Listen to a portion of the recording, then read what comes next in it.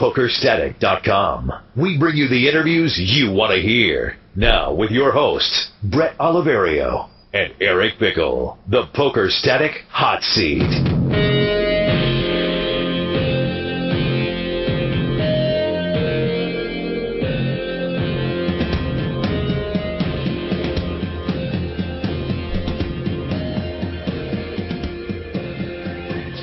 What's up? Welcome to a brand new episode of the Poker Static Hot Seat. Bret Oliverio with Eric Bickel, and joining us tonight, you know him on Pokerstars as AlexeiMartov, but of course his name is Martin Bradstreet. Martin, thanks for joining us. We appreciate it.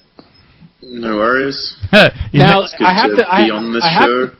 Cool, man. Cool. Thanks for coming on. Now, I have to tell everyone, yesterday the interview was supposed to go down, but 2 minutes before the interview, I get a message from Martin. He's like, dude, I can't do the interview. I'm three-tabling with Guy Liberté, and he could not leave the tables. There's 9 people on the waiting list. So I guess the games were too juicy yesterday to do the interview.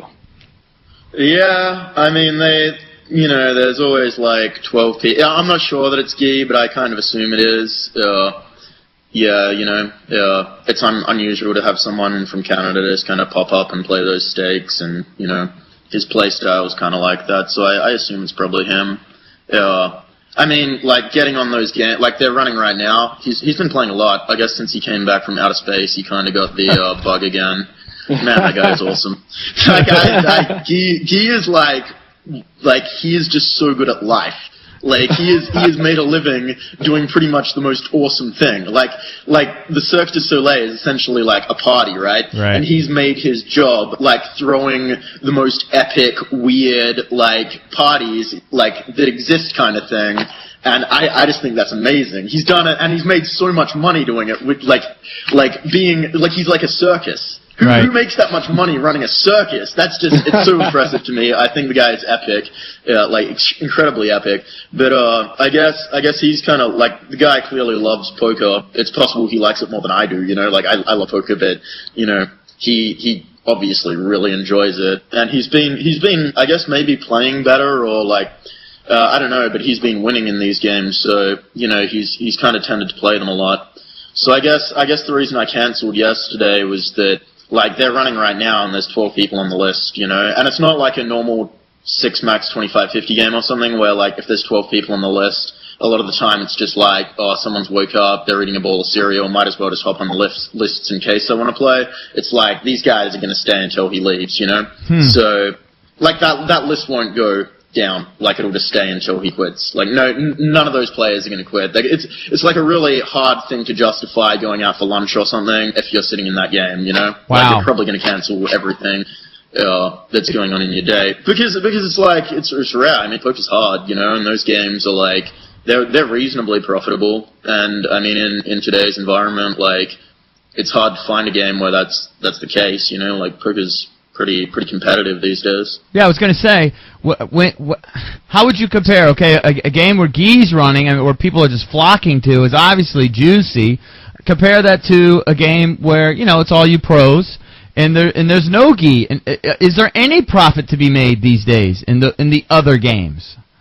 Yeah, I mean, there's profit to be made. I mean, I've got to imagine that I'd be like, at least in the top 10 6-max PLO players that play on Stars regularly. I would put myself, like, higher than that when I'm playing well, but I don't know. It's hard to say for sure, But I don't play the games, like, increasingly because, I've got other stuff going on in my life, and I'll look, and I'll be like, okay, I'm probably making, like, half a BB per 100 here, That said, like, I make mistakes all the time, and I'm like, at least reasonably good at 6-max PLO, and I still make mistakes because I'm not focused, or I'm not like, okay, if the biggest passion in my life was to become Phil Ivey, like, I would be able to get, like, significantly better at PLO despite being quite good already. So, I mean, when people talk about, like, oh, the games are impossible or whatever, it's just because they're fucking lazy, if people just kind of don't want to do the work,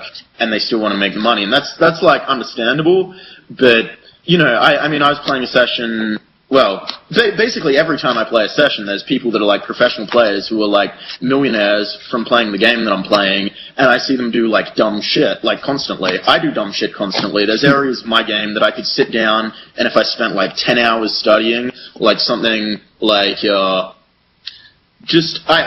don't know, like how esoteric to kind of get with it, but like I know, like for example, there's a spot in PLO where like you re-raise pre-flop and the board comes kind of like 4, 6, 7 or something, so it doesn't really connect with a re-raiser's hand range, and like you can check shove there. I don't know. Maybe you don't understand that, but like that's a situation where if I sat down for 5 hours or whatever, I would like significantly improve in that area, and there would be like direct financial gain in how well I played. So I mean, it's just a matter of people not really wanting to like work to improve, you know? Yeah. I don't really think that the games are impossible or anything. Who are some of the guys that you see make classic mistakes time and time again? Are there a couple repeat offenders? I mean, everybody makes mistakes, but are there some guys that are It's really... really hard to... Well, I know what you're about to say, like you know, that they consistently have some kind of leak in their game that's really obvious despite being a really good player. I mean, maybe you're thinking of someone like Isildur who's like pre-flop aggression's probably like it seems bad, you know, like, and it seems like something that would be really easy to fix, you know, like just re-raise less, and now suddenly you're one of the best players in the world, you know. It's easy to say that though. In practice, like, I don't find these people like everyone says Hillary plays like too loose aggressive pre-flop, but I mean, increasingly like, the people that are really tight have gotten looser, and the people that have... It all just ends up converging to this, like, optimal game, kind of. The people that are playing this really crazy game that everyone used to think was insane, like, all the nits have gotten more aggressive, and the aggressive players have gotten, like, a little more passive. So, I mean, I don't really think with like, there's a lot of chatter and stuff like NVG about how, like, crazy and stupid Isildur is, or, like, Hillary is with regard to pre-flop aggression, and, like, my experience just doesn't really, like, say that that's terrible. Unless they're, like, really tilting or something. Those two definitely, like, it's quite strange to me that, like, a professional poker player can just... Like, they know it's bad, they're like, okay, I'm on tilt now, so I'm just going to re-raise every hand. I can't imagine having that thought, like being like, yeah, this is a good re-raise because I'm tilting and it's not a bad hand.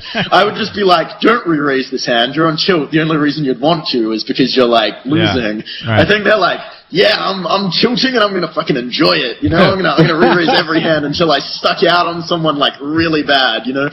But unless they're in that state, I would say that, like, that aspect of their games is kind of overemphasized, you know, by the rail. As far as other leaks and stuff, I don't know, like, it's all really subtle at high stakes, you know, like, it might be the difference between someone like raising 70% on the button rather than 50% or something. That might be something that I would, like, exploit in a different way, you know? But that's like a really fine edge. With regard to Guy, because he's such a fascinating figure, and as you say, everybody seems to sort of love him. There's no question about it. Living a life, he loves poker, he loves this sort of life that we could only dream of, and yet, when he plays, the poker economy seems to sort of revolve around him. If you had to guess, would you have any idea, because we've heard guesses from other people, how much money do you think he's contributed to the poker economy through the years? Do you have any idea? I don't know. Like, I wasn't really, like, I don't spend a lot of time focusing on, like, the railing aspect of poker, really. Like, I don't know how much like, the majority of it's going to be when the 501k was going, you know, like, I got to imagine that people like Tom and the Dangs and Phil, to an extent, like, a large part of their bankrolls are made up of, you know, how much he's lost, I guess. Right. I mean, I got to think that. I don't have any real idea. Like I said, I'm not sitting there like crunching numbers and stuff. I'm busy playing poker, you know. I gotcha. Not railing it, but like, you know, he's probably not contributing anywhere near as much as he used to, you know. Like, he's playing 50-100. He used to play like 300, 600 or something, you know. That there's a significant difference in how much you're gonna like lose in those games. Who else was playing in that game yesterday with you? You and Guy, and who are the other guys over there? I guess MTW Davin. He's like a regular, pretty good, pretty aggressive. Stinger was playing, like Brian Hastings. He's started playing again after he's moved to Canada. He's good. I'm trying to think. I should just instantly know this. Well, no, I mean, it's like, this is like, I was playing like a serious session of poker. I should just know who I was playing with. But I can't recall. It doesn't matter. Well, let me ask you this. Now, like, Phil Galfond obviously moved to Canada a couple weeks ago. Brian Hastings just moved there. It seems like more and more of these pros that play big are moving there. Do you think it's because of Guy, or they just want to play cards? Well, you gotta realize that, like, these people have basically had poker as the dominant, like, thing that they're spending time on in their lives. So it's like, you know, like, to get really good at poker, you kind of have to shut everything else out of your life and, like, focus on that. You know, it's hard to have a passion for, like, even something like jogging while you're simultaneously trying to be the best poker player in the world, you know? So like, I think the biggest part of people moving to Canada to play is they're like, well, what am I going to do all day? You know, like people, like, no, seriously, like, these guys, like, they like playing poker, but it's like, well, you need to if you're in the US, like, if you're a professional poker player that's used to, like, focusing on and playing poker, like, 40 hours plus a week, like, what are you going to do all day now? It might be fun for, like, 2 weeks where you sit around and, like, watch, you know, catch up on The Wire or something, but, like, after that, you know, what are you going to do all day? You either need to get a new hobby or you have to move, you know? Like these people like playing poker, so, I mean, in terms of how they think about it, like, I know from a, like, layman's perspective, it might seem that the money is the major motivating factor, but, like, people like Phil doesn't think about money on a day-to-day basis in terms of, like, oh, I should move to Canada so that I can make another $300K this year or something. Like, that's not how he's thinking about things. Like, he doesn't give a shit. Like, he's balling out of his brains, you know? He's like, oh, I want to go play poker and this is profitable, but, like, I think the biggest factor is, like, what's Phil going to do all day if he's just kind of, like, not playing a lot of poker? Like, he loves the game. Right. Who are some of the guys that you're friends with? And I always find that an interesting dynamic. You know, like the Dangs and Phil, they're all close. I mean, Tom and Phil is close, and yet you guys are going against each other, and you're taking huge pots from each other. Who are some of your friends in these big games, and how does that dynamic play out? I mean, I know basically everyone that I play with. I don't know that Davin guy. I don't know, like, a lot of the Europeans personally. Like, I don't know Isildur personally. I don't know Hillary. I don't know MTW Davin. I don't know most of the European guys. I know most of the Americans, like Brian Hastings. I know Source. I know Phil, like, personally. Had a bath in his bath once. What happened there? Yeah. Were you just partying too much? No, I just felt like having a bath. Oh. I thought you said I barfed in his bath. Never mind. Oh, no. I just had a bath in there. Anyway, yeah, that's irrelevant. I just thought I'd like to mention it. No, I guess, like, yeah, back to the point that you were trying to talk about, like, you just really separate it in your mind, it's nothing to me that I know the people, like, I just try to play as hard as possible against everyone because you just can't, like, you can't not do that and be profitable in these games, you know? Like, you can't just kind of like, oh yeah, let's just avoid each other or whatever. Like, you can't have that mentality when you're playing this level of poker. I mean, it's extremely competitive. Like, I mean, how are you even going to set up with the other person, okay, think about it pragmatically. How could you have any situation but just playing as hard as possible against each other? Just thinking about the dynamic, like, oh, do we discuss this? Oh, let's play a little bit hard against each other, but not that hard. And then, like, you have to meet up with a person later, and you're like, hey, dude, you kind of value that a little thin there versus me, and I don't really think that that's in keeping with our relationship. Like, I can't, like, how are you going to have that discussion? Like, you can't. The only thing that's going to happen is that you just play like you would against anyone, you know? Like, that's... I guess I just don't even think about that. Like, once I'm dealt a hand of poker, I'm going to play it in the best way that I see possible. And I'm going to, like, okay, for example, I talk a lot about poker strategy with Ben, you know, like Source. when I'm in a pot with him, I'm certainly going to think like, oh, well, Source knows how I think about the game, and I know how he thinks about the game, and so that's going to inform my decision-making process during the hand. But, like, I'm not going to be like, oh, because I know Source, he wouldn't bluff me here or whatever. Like, I just know that he's going to play the hand as profitably as possible against me, you know? Right. Who are some of the other minds that you really, really respect? I mean, I know you probably respect most of them, but who stand out to you?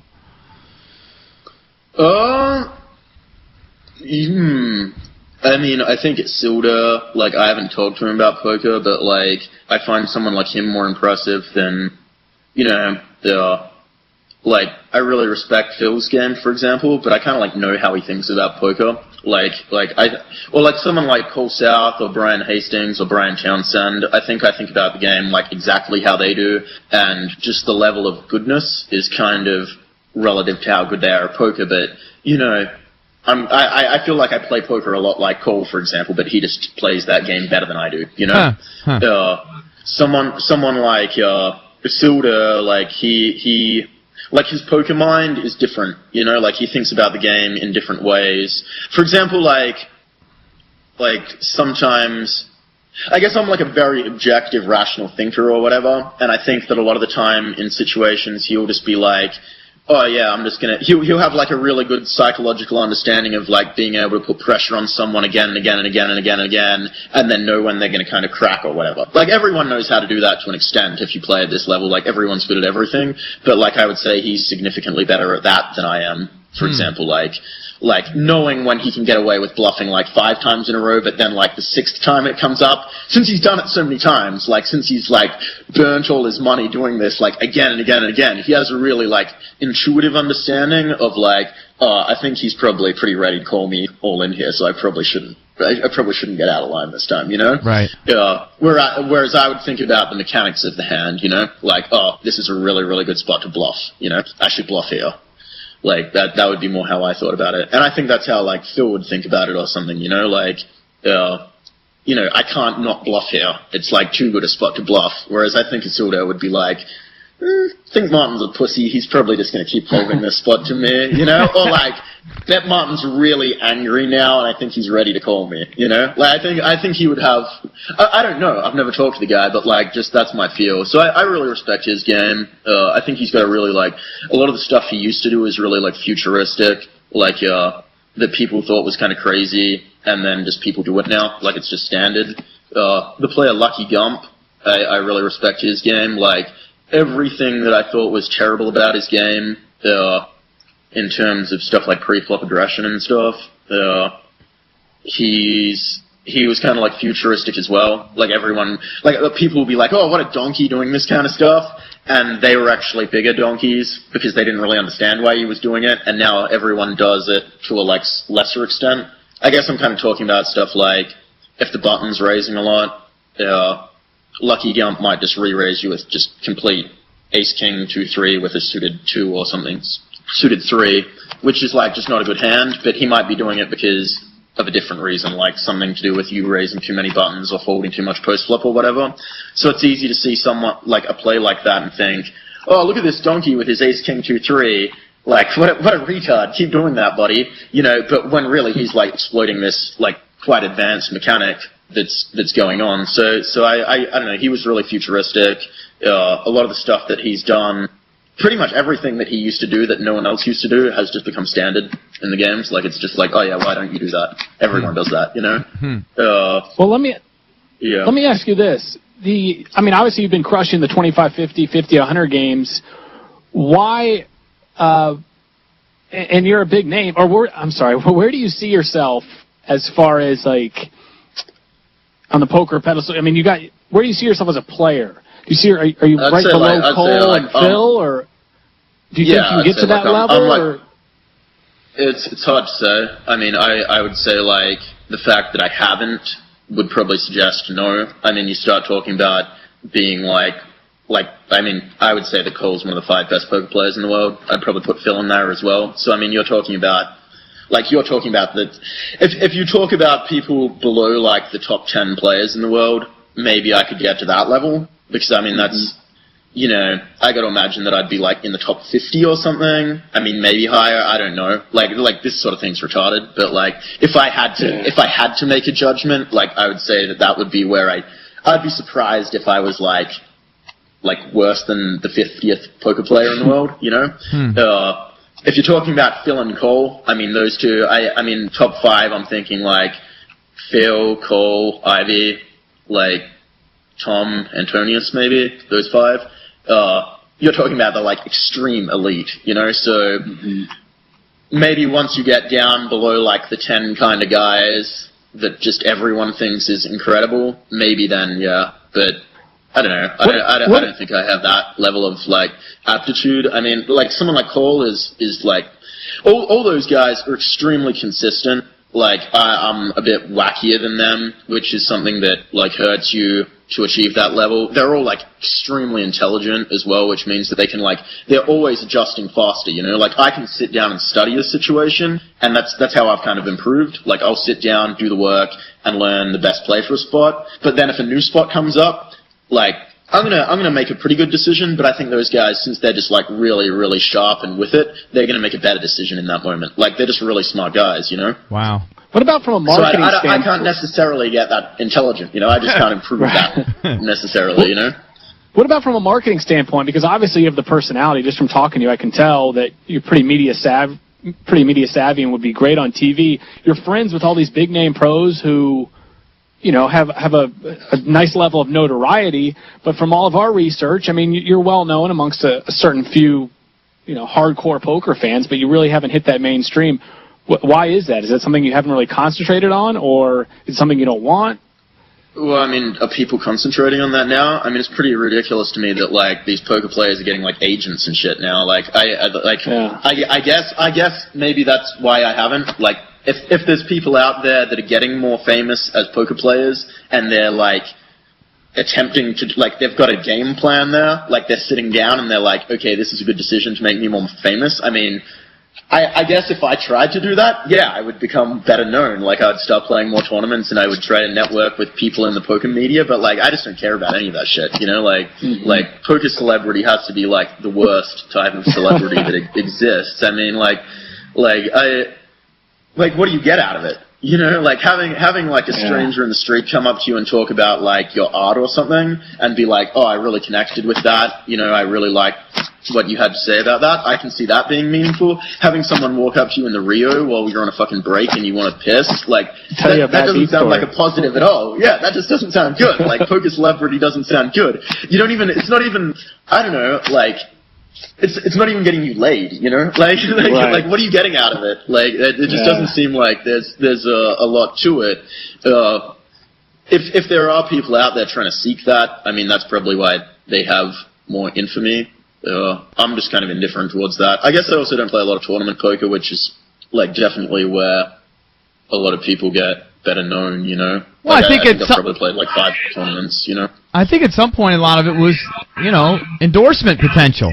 You know, site deals, that sort of thing. I guess that's probably largely, you know, dried up. But, I mean, I guess that would be the reason why you would do it, beyond just fame for your ego, right? Yeah, I mean, endorsement-wise, like, yeah, I guess so. I guess I could probably have, like, given that I've focused on Pokerstars a lot, and, you know, I've had a lot of success on that side, I suppose I probably could have, like, I imagine if I had to, like, if Tyler Durden had a gun to my head and was like, unless you get sponsored by Pokerstars, I'm going to, like, shoot you in this parking lot, I suppose I probably could have gotten some rakeback deal if I was, like, really, I got to imagine that I probably could have made that happen. That said, like, I don't really care. Like, it's just not like, it's not a priority to me. You know, I like sitting down and playing like high stakes poker because I love the game and it's like been profitable to me. But in terms of just the like businessy aspect and the networking kind of stuff that applies to most fields, like when it comes to poker, I don't care about any of that stuff. You know. Now, music is. You're pretty. Go ahead, Bret. Oh, I was going to say you're pretty vocal about the whole Jungleman, Girah, that whole debacle on 2+2. That's I mean, because it's like I made a post about this. It's like this is why people like I've got to say that I pretty much always tried to maintain like the highest level of integrity with regard to like dodgy situations in poker. And it's you get into situations where there's gray area, and sometimes it's hard to be like, okay, I'm not okay with this. You know, like I'm going to walk away from this because I think this is kind of dodgy. It's hard to do that. That's not an easy thing to do, but you have to do it because I mean it's just like not being an asshole. You know, so like as someone that's like spent, you know, I've made an effort to do that, and you see that people don't hold the same standards of integrity that you do. It's just like really annoys me, you know, because this is why people look at the game of poker and they like okay, for example, I've got this singing teacher, right?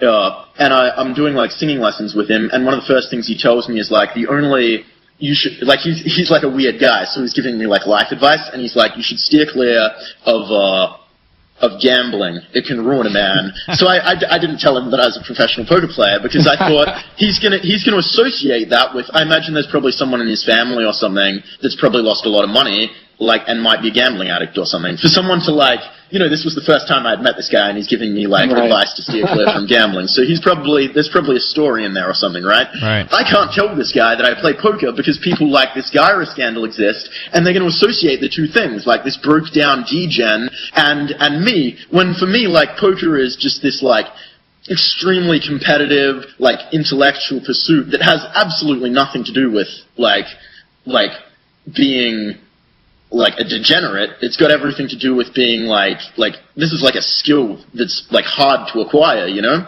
So when people do anything to muddy that game, I mean, it really like pisses me off. I said in that thread, like, one day I'm going to have to like talk to, like, hopefully I'm going to talk to some chick's dad, and she's going to be like, he's going to be like, where did you get the money for this house? And I'll be like, I won it playing poker. And hopefully he's not going to be like, I don't want my daughter marrying some degen poker player. You know what I mean? Right. Whereas he should be like, dude, that is impressive, because winning that much money at poker requires like wit, discipline, skill. You know, he should be impressed by that. He shouldn't think that I'm a degenerate. But people like Girah and this whole scandal with Hasib and shit, that just muddies the name of poker. And it's not like that for me, you know? That has nothing to do with poker, as far as I'm concerned. So it annoys me, you know? I hate to get into it, but it's so gossipy and fascinating the way that whole thing went down. I mean, do you think that Hasib's intentions were noble and it was just something that Girah took advantage of? I mean, how do you think the whole thing went down, if you had to guess? I mean, I don't know. I don't want to like.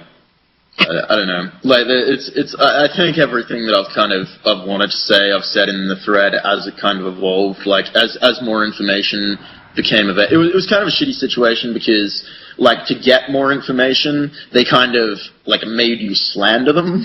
Like, they wouldn't offer it voluntarily, so you kind of had to. Like, it's a really shitty thing to do, to like start slandering someone without complete proof. But there was so much like circumstantial evidence that dodgy shit was going on that it was like, okay, we have to like dig into this further, and like as more would become proved, then they would admit it. I mean, it's just like I don't know. It's like the situation bothers me. Like people like that bother me. Like people that just aren't. I don't know. Like you have to know what you're about as a person. Otherwise, you're just kind of. I don't know. You're just like. I don't know. It's just like smart human behavior to like know what you're about and have integrity and be like put together and shit.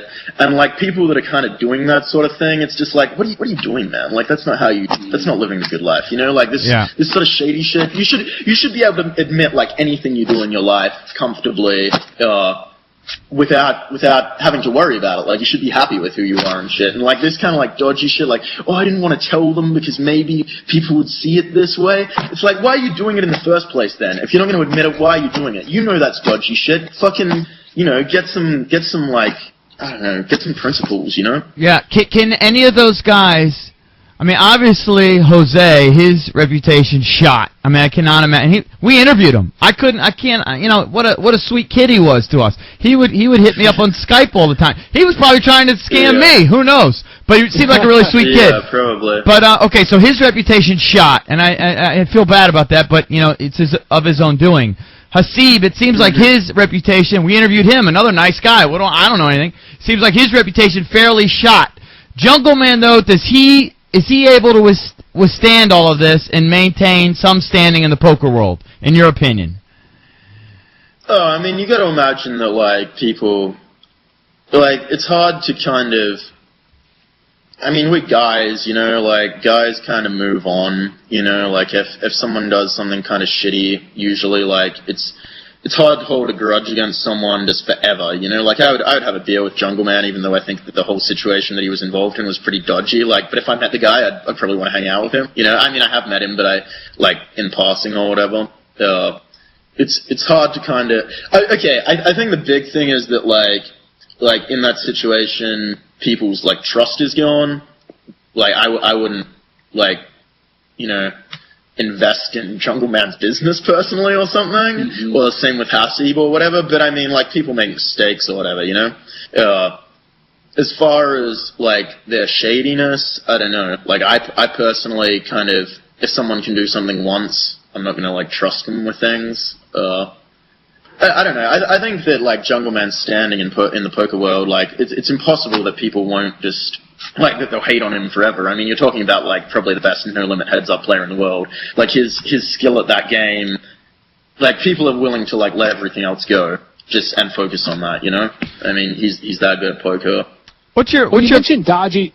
You mentioned dodgy situations earlier. What was sort of the last dodgy situation you were in that you kind of distance yourself from? Do you have an example of, you know, something like that for yourself? Yeah, I mean, like, people, like, there's just, like, a level of, yeah, I guess, you know, like, you might be playing with people at the table where you're playing, I mean, it's standard, like, I have all these people on Skype that I play with, right? Mm-hmm. And, like, there's a level of communication that's acceptable and a level that isn't, you know? You know, like, there's no problem talking to people on Skype when you're playing poker with them at the table. Like, I mean, people are probably going to, like, rag on me for that, but the reality is that, like, you know, if one of my buddies that I happen to be in a game with talks to me about, like, what he ate for breakfast, I'm going to, like, send him a message back. There's no problem with that. I think once you get into stuff like sharing really, like, elaborate reads based on, like, hands that you've just played or whatever, that starts to get into territory of, you know, well, I shouldn't be privy to that information, especially not while we're, like, playing right now, you know? Mm-hmm. So those kind of situations, like, it's probably not even that bad, but, like, I just don't even want to think about that. Like, I just want to sit down and play poker and not worry about, like, any of the shit that, like, any of the scandalous stuff or whatever. Like, I just want to sit down and play my game, you know? I don't want to think about all the bullshit related to, you know, what NVG might say about my conduct or whatever. I just want to play poker, and that's it, really. Like, yeah. Other dodgy situations. I mean, it's tricky because there's so many, like, even coaching is dodgy to an extent, but, like, that seems to be, the community seems to have accepted that one. Or, like, okay, you look at, like, the NVG thread where they're just posting, like, every hand that gets played. How is that different to, like, having hand histories that you weren't involved in? You know, like, how is that different from buying table ratings hand histories? I mean, I don't really do either, but I mean, I read the NVG thread, and, like, I do it because I get to catch up on what I've missed away from the table. Like, I see all the big hands that have been played in the last 3 days. I sit down to play a session. I know, like, I've seen stuff that I shouldn't have seen because I wasn't in the games. I mean, I'm comfortable admitting that because it's so accepted, but the thing is then, there's just no difference between that and, like, buying a database or something, right? Like, except that these are only the big hands, so I don't even have to do the work of filtering it. So, like, I don't know, like, there's so many, like, gray areas.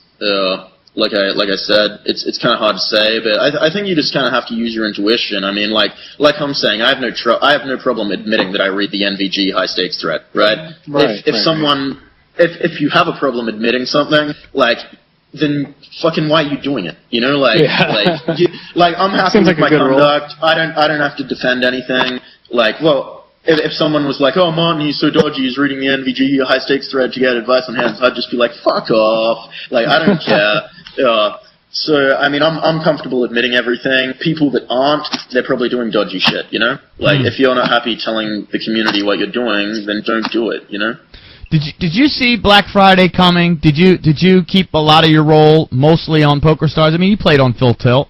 Did you see that coming? And do you think that at any point the majority of people are going to get paid back? Do you think it's possible? I mean, I don't really follow too much about like the likelihood of getting paid back. I mean, I think it's probably somewhere around like 50 cents on the dollar seems to be. I have no idea what the chances are, but it seems like people kind of think it's about 50-50 that you get paid back. Once I heard about it, I cashed out everything except like 40. I had like 40K on full tilt, you know, which is a lot of money, but I mean, I had like 300K on there or something, you know, so as soon as I could, I cashed out as much as possible and just left enough there to play 25-50, you know, like 25-50 PLO, you need 40K, you know? Right. So, I mean, I was lucky because I'm in Canada, so that was, I was just pretty fortunate there. I guess I caught a break, but... Why? Let me ask you something. Why do you think that bigger games haven't been running on Pokerstars? Why didn't just the big, you know, 300, 600... I mean, 200, 400 ran like the day before yesterday. Okay. I was playing like 100, 200 at like 4 in the morning last night. I mean, I just don't think that's accurate. Okay. Like they are running. It's a matter of people like. It's just based on the variance kind of thing. Like if someone like Hillary's winning, 200, 400 will run because like Phil wants to play like 200, 400 with Hillary. Hillary probably always wants to play it, but he's not going to go sit down at 200, 400 unless he's winning. You know, like that's you're talking about like losing $500,000 at 200, 400 PLO is like like it. People send me like messages and stuff on like Skype, like, oh, I'm down like 3 buy-ins, and it's just like losing 10 buy-ins a PLO is just nothing. It can happen in like 300 hands. So, like, unless you're sitting down with the mentality of like, oh, I'm gonna lose. Like when I sit down to play 50-100, right? I'm like, okay, well, I feel like shit if I lose 100K right now, because there's a very, very good likelihood of that to happen, and I'll be like, you know, my bankroll can sustain that. Maybe if it happens, I'll take a day off and maybe play a bit more 25-50 afterwards or whatever. But like, I'm very prepared. Like, I have that future mental state in my mind. Like, if this happens, am I okay with it? You know. And so at 200, 400, you have to pretty much be like, oh, if I lose $500,000 right now, how am I gonna feel? And unless you've been like crushing lately, like if you've just won 500K, losing it again kind of feels bad, but it's kind of like, oh, it's not that bad. You know, I just won that. I guess I'm even for the week now. But if you lose it when you're at like peak earnings and you've been grinding it up for like 6 months and then you just drop that, I mean, that must suck, you know? So I think Hillary's been winning a lot lately, so he's kind of wanted to play higher, and I think Phil just, you know, of course he wants to play as high as possible because he's got the bankroll for it and he's, you know, really, really good. Yeah. Now, what did you feel like this morning? Because yesterday you were like, hey, I got to play in this game with Guy, but then you ended up losing. I believe it was 160K. You wake up today and you're like, ah, shit, I got to do this interview. You know, what's your mentality state like? I'm pretty. Well, I went out and like got really wasted, and then I went to this bar and hooked up with someone. That was good, and then I came home came home super drunk and played some 100, 200 and won like 70K or something. So I mean, like, my morning wasn't too bad. Oh, damn, I didn't know that. Okay. Yeah. Okay. But I mean, I like that. I don't really like I said, like, I don't care at this point. Like, I guess playing PLO for a living has just made it so like I don't think about it how any sane person would. Like I'm saying, if I play 50-100, right, I've already got that future situation in my mind that, like, okay, if I lose 100K, like, I'm almost, like, visualizing my future self in that situation and being, like, I'm visualizing being okay with that. You know, like, someone called me yesterday, like, oh, I saw you lost a bunch of money, like, on Twitter or whatever, you tweeted that you lost a bunch of money. Do you want to go, like, talk about how much poker sucks and get blackout drunk? And I was just kind of like, you know, I feel pretty good right now. I don't really care. You know, it's just like a mentality thing, like being mature about losing. I mean, otherwise you just, you know, I'm wacky enough as it is. Like letting PLO swings like affect your mental state, like in a significant way, is just I don't know. It kind of just seems like a waste of time. So let me ask you, how would you rate, 2 questions. How would you rate yourself on a tilt scale? I guess like 0 being, you know, like untiltable, which I don't think exists, but, you know, 10 being just, you know, Zigland, maybe. Where would you rate yourself? And then who else do you think is the least tiltable of the other big name guys? I'd say Phil's like probably the least tiltable. Like he's just I'd say like I have really good tilt control. I mean that like in terms of when I'm playing like a normal session or whatever. Even like I play pretty well when I'm drunk because I think it's sort of the same thing. Like I don't kind of get into situations and think like, oh, I should re-raise this hand because I'm wasted, or I should re-raise this hand because I'm tilting. Like I guess I just fundamentally have a different kind of approach to that. Like I just wouldn't do that.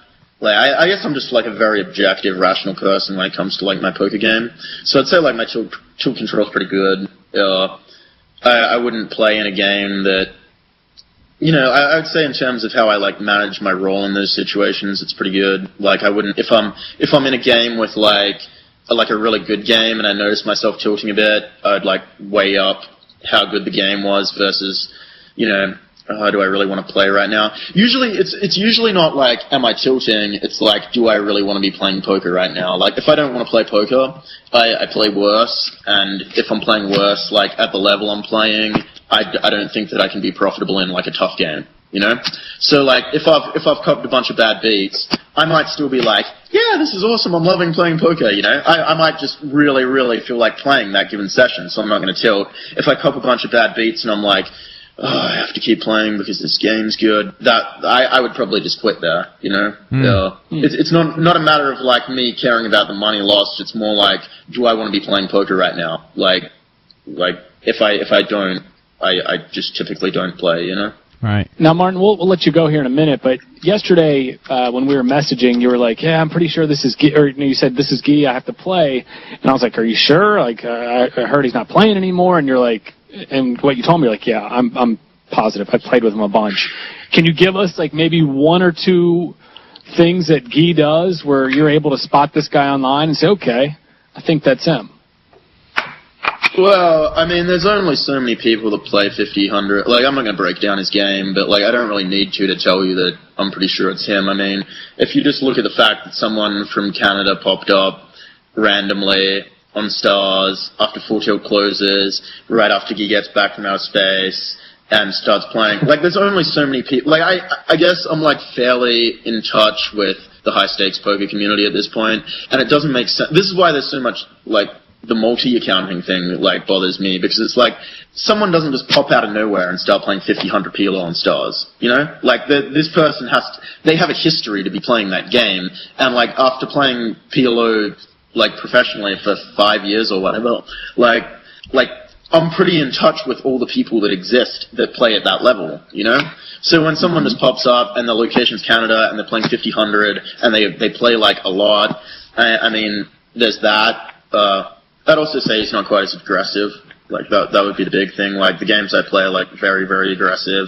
Phil's not that aggressive, but everyone else kind of is. And I'd say, like, Guy is the most passive. So, I mean, you just kind of put things together, and that makes you come to that conclusion, I guess. So you're not worried it's like, you know, Phil Ivey's, he's in Canada, or one of the Full Tilt guys who can't play on Full Tilt, they're in Canada for a little while? I mean, it could be Phil Ivey, but the thing is that, like,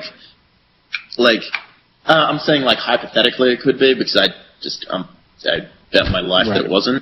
But, like, the thing is that it's just like, okay, well, if it is Phil Ivey, like, who cares? Apparently, now I'm better at poker than Phil Ivey. You know what I mean? Like, I'm watching his game. Like, if it's Phil Ivey and he's playing in this manner, like, I'm going to keep playing with him. I don't really care who it is when it comes down to it. Like, you try to imagine the person on the other end of the screen so you can make, like, better reads. Like, you're really trying to get a full picture of who this person is so that you can, like, analyze their mindset and then make a hero call or whatever. But, like, what it ultimately comes down to isn't the person. It's just like, what are they doing at the table? And it's like, I know I can beat that player. So if that's Phil Ivey, I mean, good for him. Like, keep playing, but that would make me feel pretty good. You know, I'd just be like, oh, okay, I guess I can crush Phil Ivey at 6 max PLO now. Like, I don't really care who it is. You know, I can beat the guy, so who cares? You know, right? Makes sense. I want you to talk about your music, because I know that it's my understanding from doing research for this that's actually your biggest passion right now. So I want you to talk about it. You want me to talk about that? I mean, like, I guess Yeah, I guess that's what I'm spending the majority of my time on. Yeah, I find it like significantly more rewarding. Like I used to play like classical piano for sort of like, I mean, I've been playing piano for like sort of 16 years now. Yeah, like pretty seriously. So there was that. Like I used to want to be a concert pianist. There's a lot of similarities between that and poker, like with regard to like self-motivation and like hitting plateaus and stuff. But I think music's just like, it's a way better thing to be good at, you know, like if I was as good at music as I am at poker, at that same level, like I'd be able to provide so much more, just in terms of, like, I can't talk about my job to people without alienating myself, you know, like if I have a shitty day, like, you know, people are always asking me like how much I made or how much I lost, but if I tell them, that like alienates me from them. Like if I have a really bad day, I just have to fucking deal with it. You know, like I can't just go and talk about it to people. Like I can't, like last night, you know, I mean, I'm pretty good about doing that. I've been playing for a living long enough, but, you know, I went out last night, and if I was feeling flat, like I'm saying, I feel pretty good about down swings and stuff, but like if someone was like, "Man, why aren't you partying well?" Or like, why aren't you enjoying this time? I can't just be like, "Well, I lost 140K. Huh. And they're just like, oh, they'll try to like connect with me, like they understand, like empathy-wise, which is like nice of them, but like they just don't get it. I mean, they're not part of that world, so I mean, you can't share anything about being good at your job. Getting good at piano, right? Like my mum likes hearing me play piano. Like I provide like something with my skill set. It's also just in terms of like poker's really made me, in everyday life, probably a little too like rational and objective, and like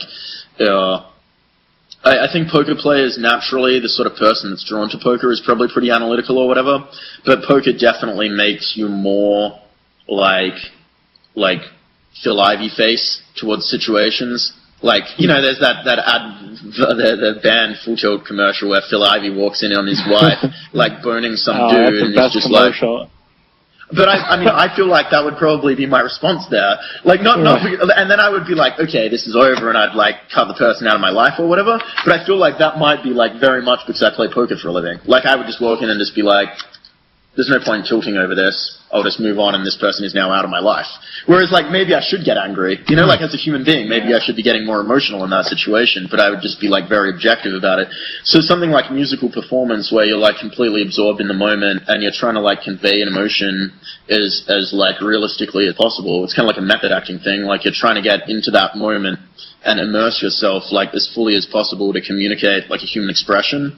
That's something that's, like, really missing from the life of most poker players, like just being able to express emotion. Like one of the best things in life is being like understood by people and like having people like connect with you as a human being. And like poker is about just completely avoiding that aspect of your life, you know? Like you don't want to become attached to people in that way. You don't want to be emotional. So like that's like a really good outlet for me. Like just being able to establish a creative space that I can express myself within. Yeah, I don't know. I could write about that forever. Well, if people want to check out your band, AlexeiMartov.com, and of course they can follow you on Twitter at AlexeiMartov. Why stick with that name? I mean, why not use at Martin Bradstreet? I mean, why sort of stick with your poker name? Well, because like the poker name is actually because of the music thing. Like when I was like 15, I was composing like some sort of like Russian piano music, and I was really into like music by like Rachmaninoff and stuff. And like I had composed something, and my mom asked me like who wrote this, and I don't know, for some reason like music for me was something like separate from my life as a like son with my parents. You know, like I didn't want them like.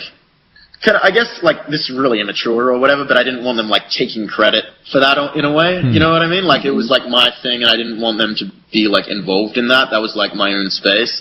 I mean, now I you know, have no problem with that, but at the time it was just kind of like that.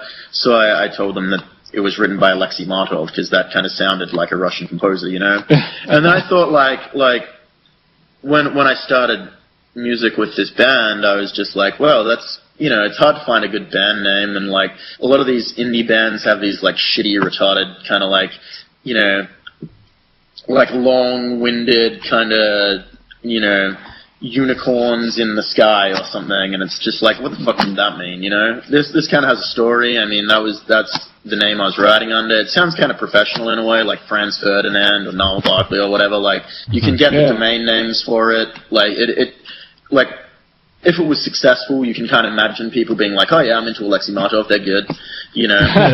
So like, I don't know.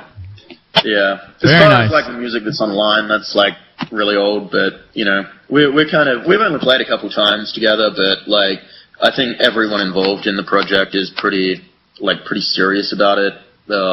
So I think, you know, in the future, I think we'll just be able to move forward faster than the typical kind of organic band where they just kind of like jam in someone's basement, and maybe if they happen to be extremely talented, it works out.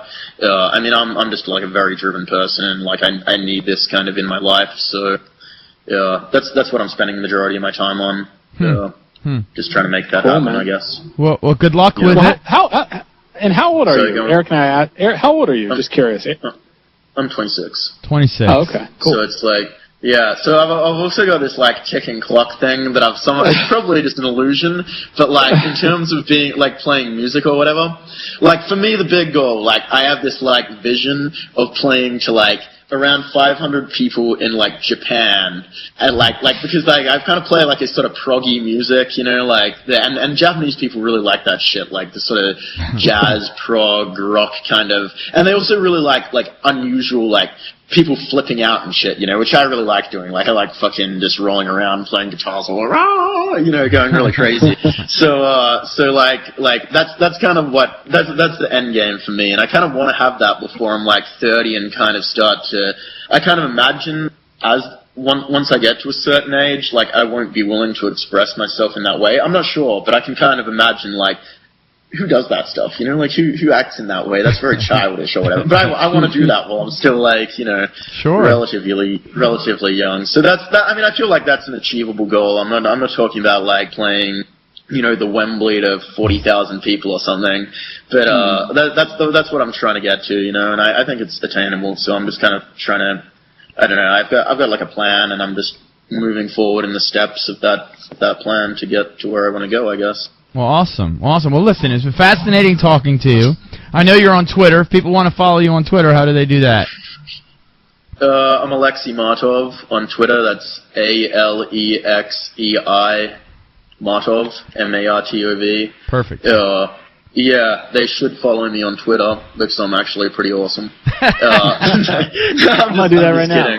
I'm just kidding. But like, actually, like, if people do want to support, I did some like internet marketing courses related to the music industry with Berkeley Music, and like stuff like following someone on Twitter and like joining people's mailing lists and stuff.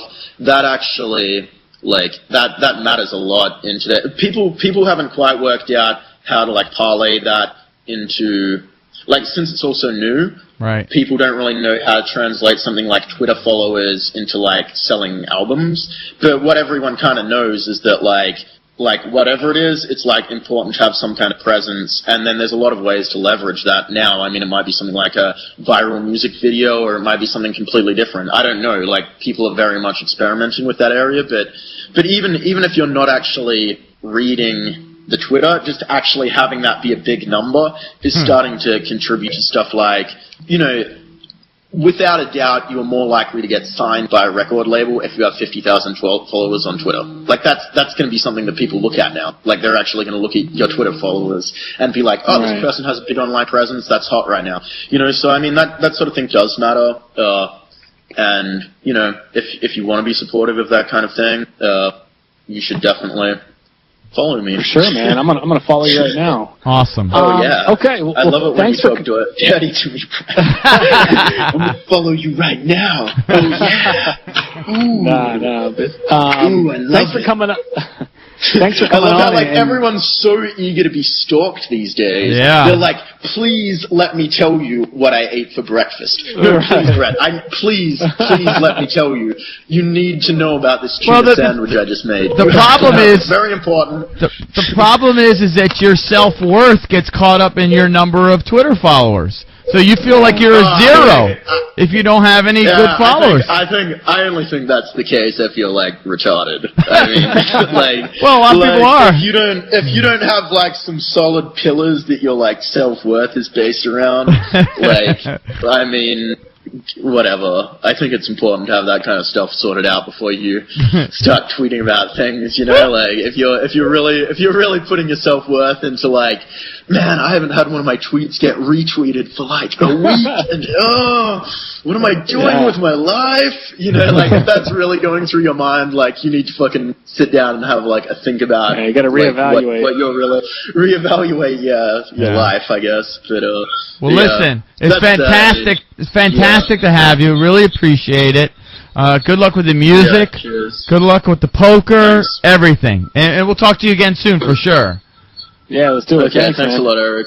All right. See you later, guys. Okay, thanks, buddy. See you, Martin. Ciao.